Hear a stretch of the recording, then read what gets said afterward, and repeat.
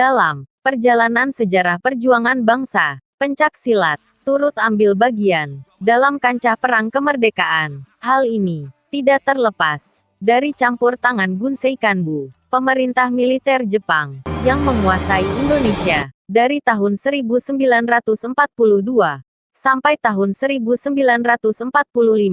Pencak silat dijadikan bagian dari propaganda Jepang dengan semangat Hakaichiyo, yaitu menanamkan arti Perang Asia Timur Raya hingga kemenangan berada di pihak Nippon. Pencak silat menjadi salah satu sarana usaha pembelaan negara yang wajib dipelajari di setiap organisasi, baik organisasi masyarakat maupun organisasi militer Indonesia. Tentunya, selain ilmu bela diri dan ilmu perang bangsa Jepang, yang secara khusus dilaksanakan dalam sebuah wadah yang bernama Butokuden. Di organisasi militer atau semi-militer Indonesia, bentukan Jepang, seperti Tentara Sukarela Pembela Tanah Air, atau disingkat PETA, yang dalam bahasa Jepang Kyoudo Boei Gyugun, sejak dibentuk pada tanggal 3 Oktober tahun 1943, Gunsei Kanbu, pemerintah militer Jepang, telah menetapkan dan mewajibkan para prajuritnya untuk mempelajari pencak silat. Dengan kata lain, dapat dikatakan bahwa pencak silat pertama kali dijadikan sebagai ilmu bela diri militer pasukan PETA, yang menjadi cikal bakal Tentara Nasional Indonesia, TNI. Pencak silat pun mengalami proses militerisasi, menjadi kurikulum wajib pendidikan militer, khususnya di institusi militer Indonesia. Dengan sistem kedisiplinan militer ala Jepang, tidak menutup kemungkinan dalam proses militerisasi terjadi pertukaran keilmuan antara pencak silat dan ilmu bela diri Jepang, atau kebijakan pemerintah militer Jepang yang memberi pengaruh pada sistem gerak dan jurus pencak silat, seperti yang terjadi pada pembakuan 12 jurus dasar yang disusun dalam buku pencak karya Sugoro dan Saksono. Tidak hanya itu, ilmu bela diri pencak silat pun dipercaya menjadi bagian dari pengawalan dan pengamanan Presiden RI pertama, Soekarno. Setelah pembacaan proklamasi dan upacaranya berakhir, Bung Hatta dan pemimpin-pemimpin lainnya pulang. Sedang Muwardi tinggal untuk berunding dengan Sudiro dan memilih 6 orang dari barisan pelopor yang pendekar pencak silat untuk menjadi barisan pelopor istimewa atau Suisintai yang bertanggung jawab atas keamanan pribadi Bung Karno yang menjadi presiden pertama RI.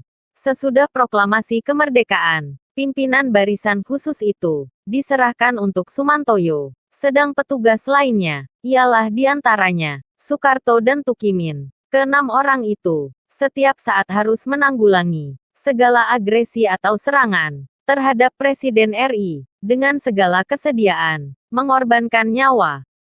Pasca kemerdekaan, proses militerisasi pencak silat masih terus berlanjut, bahkan masuk kurikulum dan menjadi bagian dari pelatihan dasar militer di Akademi Militer Yogyakarta pada saat hari ulang tahun Akademi Militer Yogyakarta yang pertama. Pencak silat menjadi atraksi yang diperagakan di masa Orde Lama, tepatnya di tahun 1963.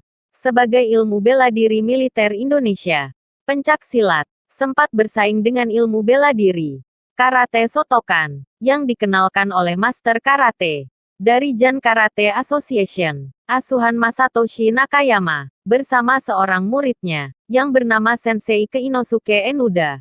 Nakayama mendidik detasemen kawal pribadi Presiden Soekarno, Cakrabirawa, dan Kepolisian RI, selama beberapa bulan. Sebelumnya, terjadi perdebatan di antara elit militer di Indonesia untuk menentukan ilmu bela diri militernya antara pencak silat yang diwakili Mustika Kuitang atau Karate Shotokan, yang akhirnya terpilih Karate Shotokan untuk menjadi ilmu bela diri militer DKP, Detasemen Kawal Pribadi, Cakrabirawa, pasukan khusus pengawal Presiden Soekarno. Sedangkan pencak silat Mustika Kuitang, pimpinan Zakaria, ditunjuk untuk melatih RPKAD yang akan diterjunkan ke Kalimantan, dalam rangka konfrontasi Malaysia. Hingga saat ini, pencaksilat menjadi ilmu bela diri di kalangan militer Indonesia. Terlebih, ketika pencaksilat telah diakui sebagai warisan budaya tak benda oleh UNESCO. Hanya saja, tidak secara resmi, menjadi ilmu bela diri militer yang secara formil ditetapkan kepada 3 matra angkatan, TNI AD, TNI AL dan TNI AU. Karena untuk itu, telah ditunjuk Yong Mudu, sebuah ilmu bela diri dari Korea, untuk menjadi ilmu bela diri militer resminya. Semoga saja, ke depan, pencaksilat dapat dijadikan ilmu bela diri militer resmi TNI. Karena latar belakang sejarah antara pencaksilat dan TNI yang tidak boleh dilupakan. Sebagaimana Bung Karno pernah berkata, jas merah, jangan sekali-kali melupakan sejarah.